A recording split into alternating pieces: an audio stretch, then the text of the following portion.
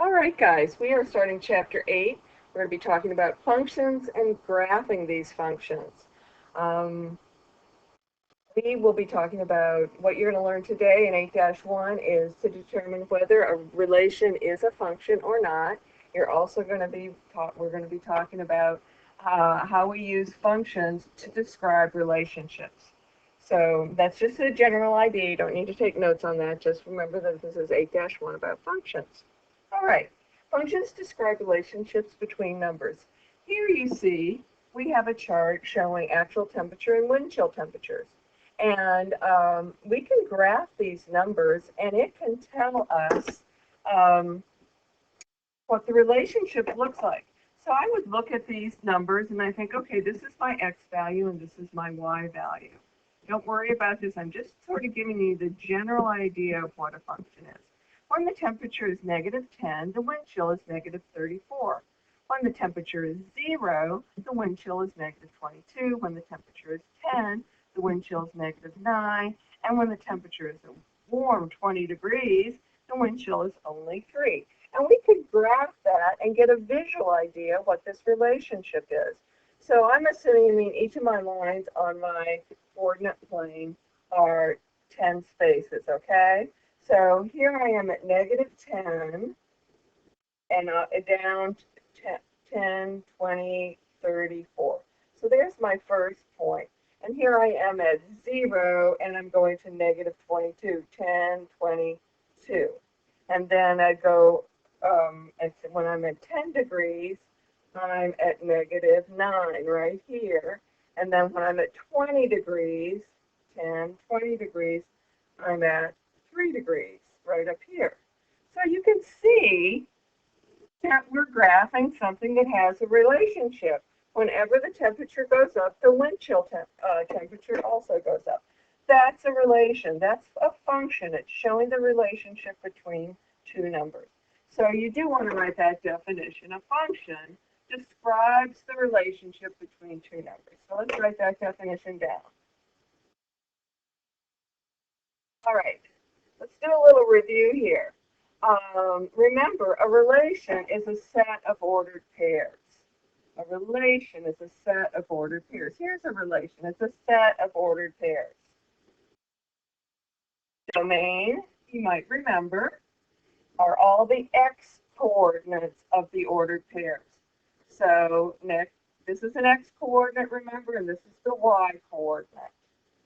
So our x coordinates, all the domain here of these members would be -2, 8, -5, and 1. Those would be all the members of the domain.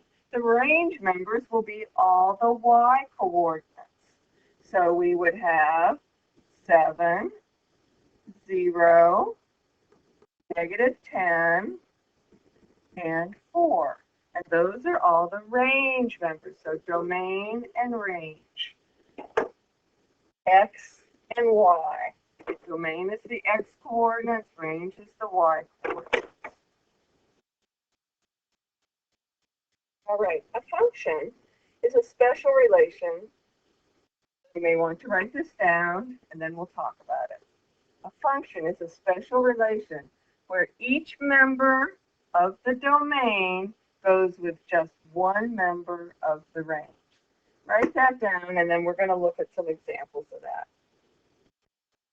Function, a special relation where each member of the domain, so all of the x values, go with just one member of the y values. Let's look and see what that means. So here's an example. Here's a relation right here. The set of ordered pairs, a group of ordered pairs. Now in this case, -10, 0, 10, and 2 are all the domains. The ranges are -34, -22, -9, and 3. Is this a relation? Yes, because each domain, each one of the x is paired with only, each one of the x has a different y value for its pair. All right? So a negative 10, there's only one negative 10 and negative 34. They're the only two that go together.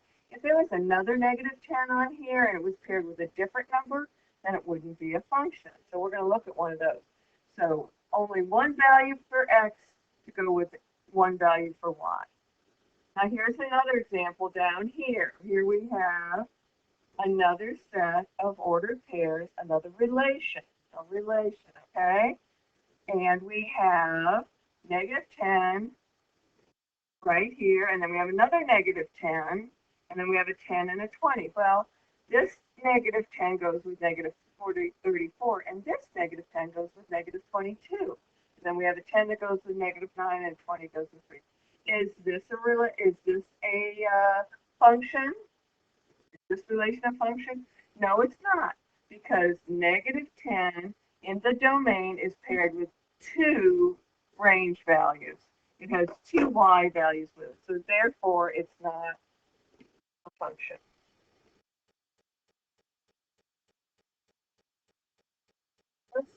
Let's see if we can do a little practice problem, see how we're going to apply this in your homework tonight. So really all you're going to be doing tonight is seeing what is the domain, what's the range, and is it a function, okay? So to determine whether or not something is a function, well, let's separate out our domain. So here we have negative 3 as an x value, and 1 is its y value. We have negative 2, and we have 4 as its y value. We have negative 1, and we have 7 as its y value. We have 0 going with 10, and 1 going with 13. Okay, it may help you to draw it out like this. Now, if we look at all of our x values, all of our domains, they do not repeat themselves. So each domain has only one value for y. So this is a function. All right. Now let's look at this one. This one I already drew in a table for us. So this is x and y. If you wanted to think of it as ordered pairs, we're talking about 5, 1, 3, 3, 2, 1, 0, 3, and negative 4, negative 2, and negative 6, 2. Is this a function? Does every x value have only one y value it's paired with?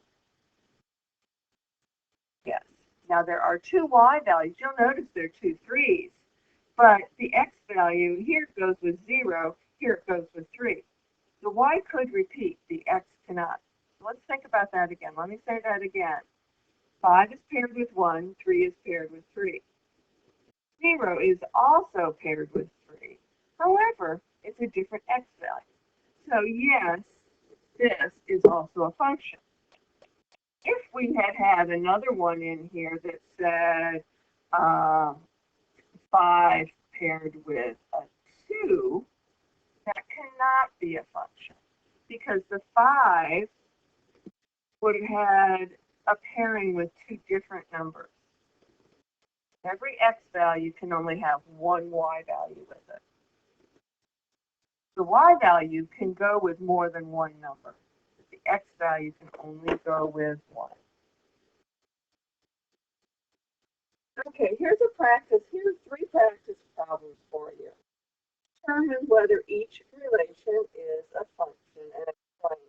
Take a moment, actually there are 4 of them.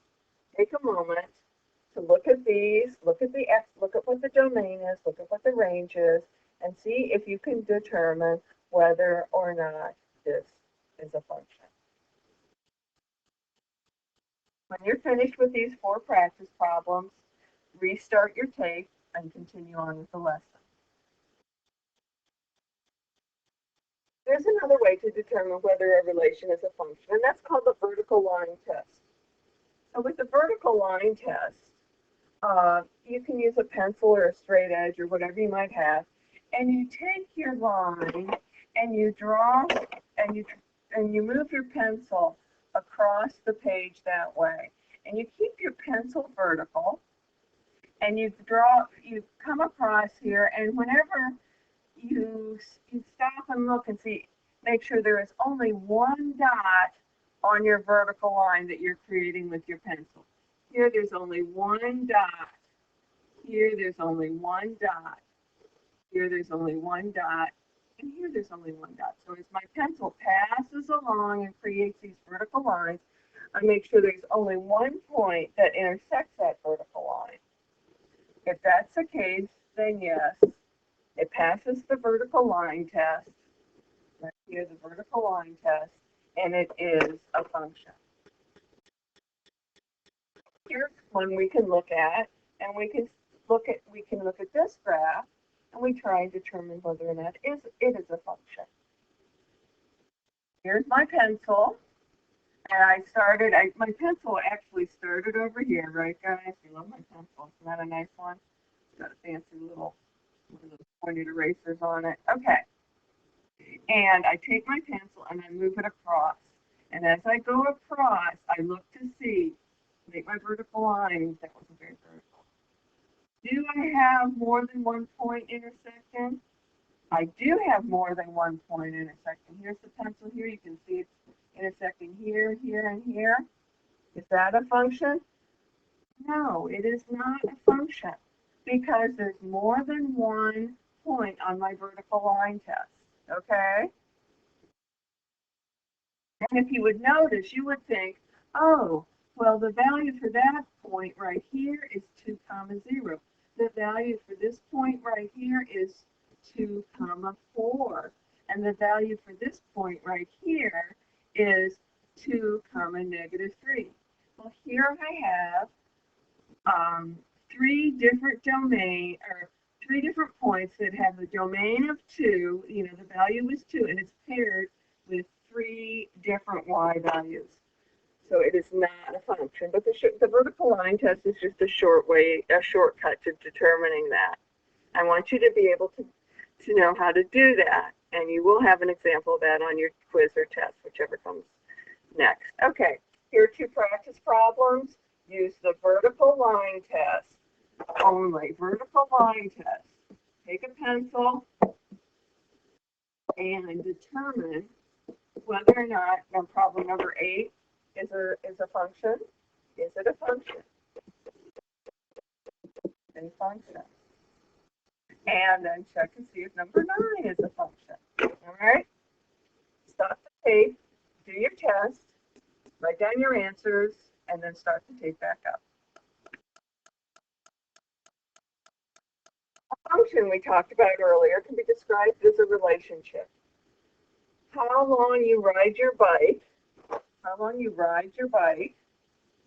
depends how far you will travel. Wouldn't you agree? If you ride your bike for 10 minutes, you go so far. If you ride your bike for an hour, you're going to get a lot further.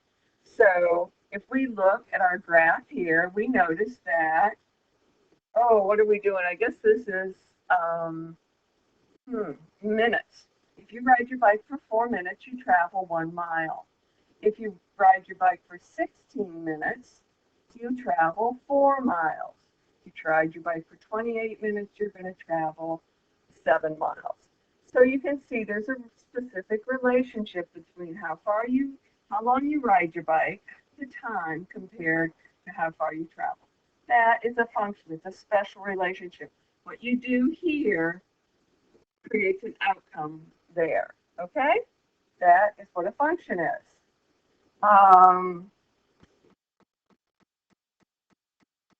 A function means, you know, I thought this was good. It says a relationship in one quality or quantity depends on another.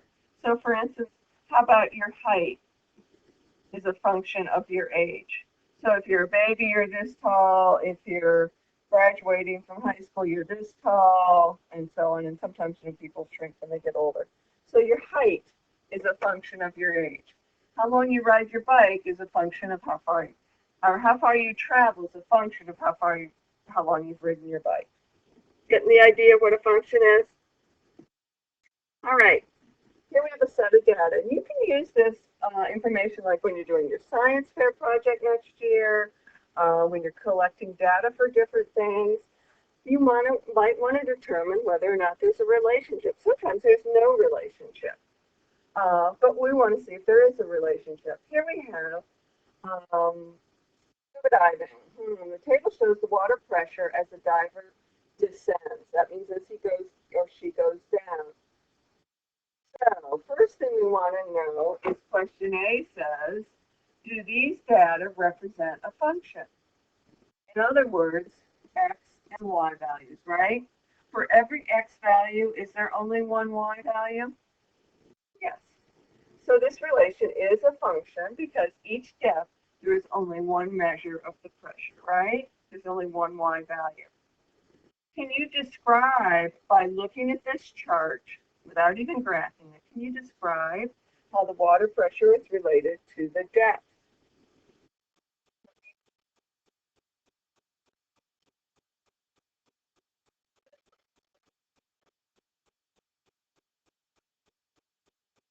The further down you go,